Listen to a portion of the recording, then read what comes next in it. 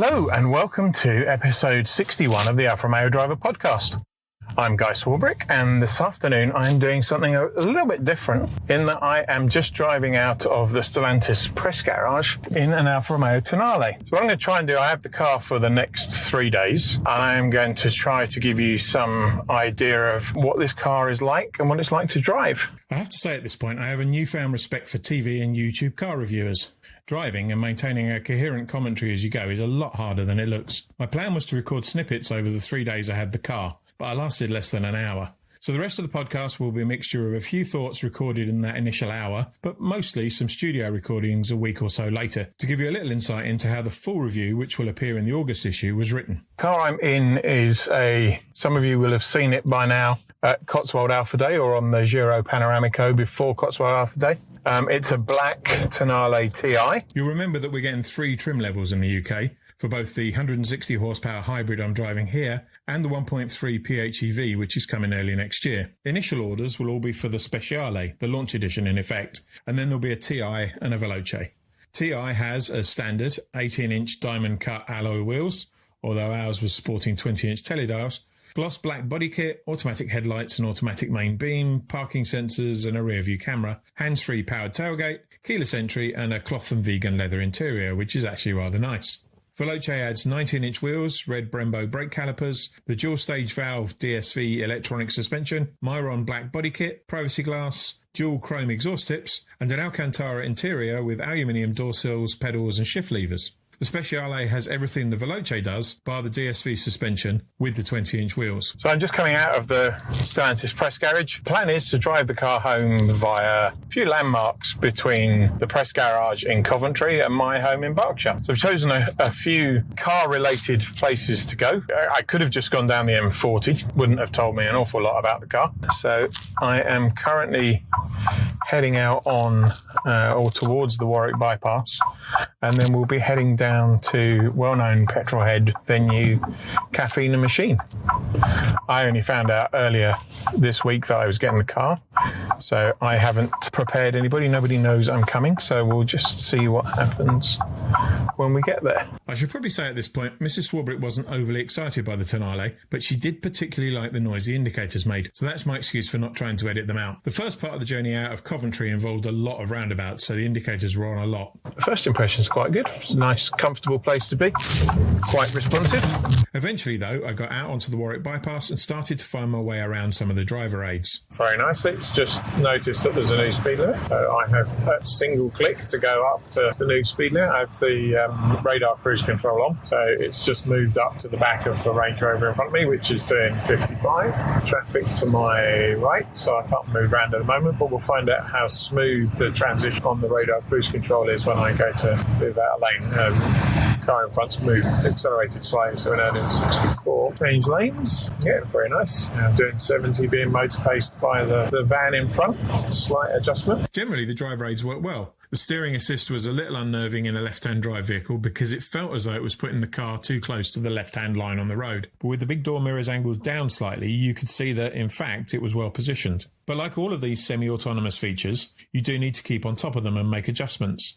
A fairly common set of circumstances is that you come up to the back of a car with the radar cruise control and can see there's a gap to your right once the car that's currently passing you is clear. But by now the cruise control is already braking, and as you pull out into the gap, it brakes harder to maintain the gap to the new car ahead. But because that car is moving significantly faster than the one you were behind previously, it then has to accelerate hard to get back to the gap you'd set. It's much easier to turn it off and overtake manually, then re-engage when a safe gap's restored. And I can see on the dash that the hybrid battery is being charged. It's currently only at about 40%, so it'll be interesting to see how that charge goes as we head down towards Caffeine and Machine. And it was interesting. I have to say, after 3 days of driving the car, I really have no idea how the hybrid system is supposed to work. It's been described as being very close to the KERS system on an F1 car. When you brake, the secondary battery is charged and the energy in that battery can be used in one of two ways. There's an electric boost, which you can see cutting in on the dash display, and there's genuine electric propulsion, albeit in a limited way. The in-car recording for that's coming up shortly,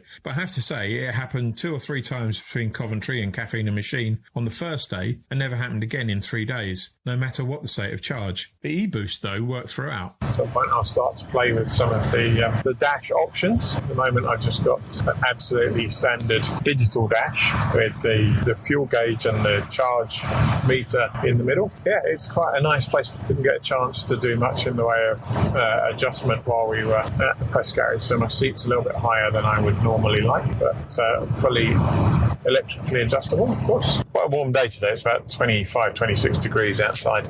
And I've just turned the air conditioning off just so that the air conditioning isn't fighting the microphone. So hopefully that'll be bearable for the next part of the journey. I've got about 20 minutes till I get to be able to have a coffee and some lunch. As we'll see shortly, it wasn't bearable for long, but it hopefully means the next bit of in-car audio is a little cleaner. The climate control is very effective, and unlike some previous Alfa air conditioning, you can still have one side of the car on low when the other side is set to a higher temperature. The basic information on how the system is set up is displayed along the top of the central screen, and there's also a full screen display if you need it, showing what's happening on both sides of the car, front and rear, including the heated seats and heated steering wheel. Not relevant at the moment, but that's still one of my favourite modern driver comforts. Exactly 26 degrees outside, apparently. Don't think I'm going to be using the heated seats much over the next couple of days. Forecast is for the temperature to get well into the 30s. Be a little bit uncomfortable. Climate control does seem to work pretty well. It was pretty cold as I was coming out of the press garage, and it's a black car that had been sat in the sunshine for quite a while before I picked it up. It's got a couple of USB ports, which is quite handy. It's got a standard USB-A port and a USB-C port and a wireless charger, which can power most of the things you need.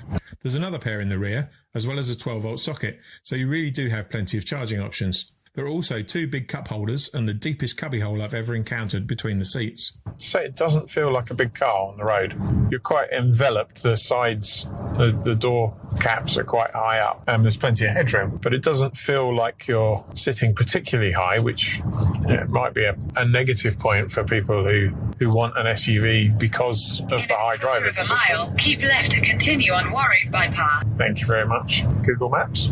For the first part of the journey, I was testing the Android Auto setup, which is very good, but I did use the built-in sat-nav over the weekend and it worked well. It's also very well integrated into the dash setup, with the ability to have the centre section of the conventional dash layouts in the instrument binnacle, or pretty much all of the instrument binnacle display in the minimalist layout, given over to a 3D map view. Battery charge is now over 50%. Keep left to continue on Warwick. Not really sure how the battery drive works in practice. I did pull out of my parking space at the press garage under battery power, but I guess until I get stuck in traffic, possibly in the queue coming in and out of Cotswold Alpha Day, not quite sure how that's going to work. Having driven the roughly equivalent Compass, the 4XE, I have to say the engine feels a lot smoother and a lot more refined than the Jeep does. There's a big increase in the amount of energy that's being harvested as you brake to a halt. We're now up at nearly 75%, and it's telling me, I think, let's put it into natural because I've been in dynamic. It's telling me that I'm hybrid, but now, actually, there might have been a holder. The H on the dash was, in fact, the automatic handbrake or hill holder indicator. In my defence, at this point, I hadn't found, let alone looked at, the manual, and when I did find it, it was in Italian, French, German and Dutch. Quite nicely weighted steering. It's obviously assisted, but it's quite a nice weight to the assistance. This car also has the Harman Kardon audio, so I'll give that a try later on. I did. It was fine. Okay, so there's an EV light. Just moved up to about 10 miles an hour in EV mode before the internal combustion engine caught up or cut in. It did seem to take quite a lot of the power though, so I'm not quite sure. So I guess that is trying this hybrid again. So definitely battery power at the moment. And again, up to about 9-10 miles an hour, and then it kicks in the petrol motor. So the theory is that by using the battery in stop-start traffic and pulling away like this, you're removing the internal combustion engine from some of the most inefficient parts of the journey, and that should have a positive impact on fuel consumption. But we're less than 15 minutes into my 3-day spell with the car, and I think it only did it once more. I deliberately avoided motorways and dual carriageways for most of my time with the car and only averaged 30 miles an hour, despite some pretty spirited driving. So it was probably just about the worst possible test in terms of fuel consumption, short of taking the car on a circuit. I managed 30 miles to the gallon over the 3 days, which doesn't sound brilliant, but it suggests much better is achievable in normal use. Hopefully this will be more representative of the kind of road that our members would want to be driving on. So I'm now on the A49, but single carriageway, windy road on my way down to Caffeine and Machine, and some traffic. So I guess the plus side of the traffic is I might get a feel for how the hybrid works in traffic. So yeah, I'm back in EV mode, but just under a full tank. It's showing 500 miles of range, which obviously is rather better than I'd get from a conventional petrol engine, as well as being considerably more than I would typically get from a battery-powered car. Plenty of acceleration to get through before they turn the stop-go sign round at the roadworks. So still in N. I think in the PHEV version, if you're in all weather or whatever A is called this week, it's advanced efficiency, logically enough. That will tend to operate in battery mode as much as possible. So we'll see if that has any impact in terms of where the internal combustion engine kicks in. My guess is that 10 or 11 miles an hour is about the most that the motor in the transmission is capable of assisting at, but we'll try that shortly. One thing I have to say about the Tonale is that there's a more obvious difference between the D, N and A modes than in any other similarly equipped Alfa I've driven. I normally have a preference for dynamic, and that's certainly the case here. One slight irritation, and there may be somewhere in the dozens of set-up options to change this, but I suspect not, is that the car reverts to natural mode when the ignition's turned off for any period of time. I'm going to have to turn the air conditioning on though, because I am melting. Oh, that's better. Hopefully that's not drowning me out, given the microphone's a lot closer to me than the fan, but if it is, I'll have to re-record this bit later. There's somewhere, I assume on one of the stalk ends. Oh yes, now we have a 105 style dash. That's much nicer. So I have a speedometer that goes up to 260 kilometers an hour. It's a left-hand drive Italian car, obviously. On the left-hand side, big dial, and a rev counter that goes up to, well, red line's at about 5,500, but goes up to well over 7,000. So we'll see what really happens when you do that. I'm going to go back into dynamic now because it's an Alfa. Well, that's interesting. You get slight change in the dials when you move from one mode to another. Changing into dynamic adds a highlighted area on the rev counter. The first 1,500 revs or so of the red line area suddenly becomes highlighted. And the options to customise the digital dash are really quite nice. We'll cover them in more detail in the review, but there's something weirdly satisfying about having a 1960s style analogue speedo and rev counter either side of a G meter. But this is about where the audio diary idea ended, which was probably just as well, because it would have taken me months to edit 3 days of audio. The initial plan for the petrolhead landmarks on the way home didn't quite go to plan either. The idea had been to go to Caffeine and Machine, the Diddley Squat Farm Shop, the Alpine F1 factory in Enstone, and the Williams Formula 1 factory in Grove. A nice testing drive with some great photo locations, on paper at least. It was mid-afternoon on Friday when I arrived at Caffeine and Machine, and it was rammed. I got diverted to the field alongside the overflow car park, where I did manage to park next to a Giulietta, but there was no way I was going to get the photo I wanted. I walked in past a 4C and grabbed a burger at the Monza table. The indoor tables are named after a weird mix of motor racing circuits, and headed off to Clarkson's farm shop. That was heaving too. Again, the Tonale was directed to a field at the back of the shop, and even if I'd had somebody with me to hop out with a camera, there was no chance of getting the shot I wanted, as the shop sign was on the entrance road, which was clogged with constant two-way traffic. I put my jar of bee juice in the boot and headed off. I visited the Enstone F1 factory when it was Renault, and remember it as having a big sign outside. Another nice driving segment with a photo op, except that the Alpine sign is tiny, set back from the road, and had an ancient Renault Espace parked in front of it. All this had taken longer than planned, so I abandoned the Williams visit and instead decided to pop into Unity, the Alfa Romeo dealer in Kidlington, just outside Oxford. If I'd been disappointed at the lack of attention the Tonale had attracted at the first 3 stops, not a second glance at Caffeine and Machine, and just a few heads turned at the Diddley Squat Farm Shop, the Unity team were much more impressed, with most of the staff coming out to take a look. Another spirited drive out of the Cotswolds and into the Chilterns, and I was through the tail end of the Henley Festival and home. There's been a lot written in the press about the fact that the Tonale had to attract new types of buyer. Yes, BMW and Audi customers are targets, but also other compact SUV owners with families. Conveniently, I have 2 adult children with young families and Nissan Qashqais. I'm very proud of my kids, and I don't think I did a bad job of bringing them up, generally speaking. The cash cows, however, do remind me of my failure where it really matters. The morning was spent with my son, who drove the car for a couple of hours and was pretty taken with it. He has 2 daughters under 3, so a key test was whether the large double buggy would fit in the boot. And it did. Just about. You'd probably get a week's shopping in too, but you'd have to arrange it quite carefully around the buggy.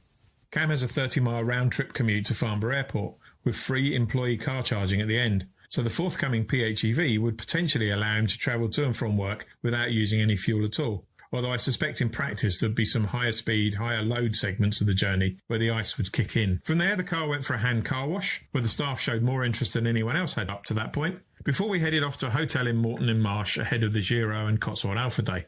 I somehow managed to persuade my wife that Caffeine and Machine would be a great spot for dinner, but predictably, it was even busier, and we were again shunted into the overflow car park. Not a great photo spot. One of the other visitors that evening did take a picture of the car, which subsequently appeared on an Italian car news site, alongside a story about the launch of the Italian market diesel version. Anyway, up early on Sunday, and by the time we got to the start of the Giro, the car was already filthy again, so it was out with the Maguire's waterless wash and wax. Unsurprisingly, the car now attracted a lot of attention. Most people remarked that it was smaller than they expected on the outside and bigger on the inside, which was pretty much my reaction when I first saw it in the flesh. The car performed pretty well on the Giro, where we had to stop for a fuel top-up. We certainly didn't get the 500-mile range that was predicted, but I think it was around the 400-mile mark. I zeroed the trip meter at the start of the Giro and hadn't recorded the mileage up to that point. Ironically, the Giro route took us past the Alpine factory, so that was 2 locations we'd now visited twice. Again, the car proved a popular attraction when we arrived at the Cotswolds Wildlife Park for the main event, and I even had a choice of 3 black Giuliettas for a side-by-side comparison photo. After another pleasant drive home through the Cotswolds, it was an early start on the final day for a photo shoot in the Chilterns, with AROC director Jonathan Griffin doing the driving, as he did with the GTA-M. With the shots we needed in the can, we decided to have a go at filling in some of the gaps. Inevitably, our route back to Diddley Squat Farm for our second attempt at a photo took us past the Alpine factory for the 3rd time, and on arrival we were told that the car park was closed unless we were eating. The frustration on our faces must have been obvious, because we were let in by the 3-man security team, who even moved their pickup to allow us a better shot alongside the sign, which was much appreciated. By now you know what's coming next. Our 3rd visit to Caffeine and Machine. We were late for lunch again and didn't hold out too much of getting a spot outside the main building, but the place was really quiet. We managed to get a good set of photos in 2 locations, and we were done. Almost 20 hours of driving over 4 days, and it was time to hand the Tonale back. You can read more about the trip in the upcoming Notiziario newsletter and the road test in the August issue of the magazine. Big thanks to Christina Perry and the PR team at Alfa Romeo for agreeing to extend the 8-hour loan scheduled for Monday into a 76-hour loan from Friday lunchtime to Monday afternoon. That's all we've got time for this week. We'll be back in 2 weeks' time at 1:30pm on July the 31st with a National Alpha Day preview. Episode 62 will be available to download from the club website, YouTube, Apple Podcasts, Podcast Addict, and pretty much everywhere podcasts are found. Until then, stay safe.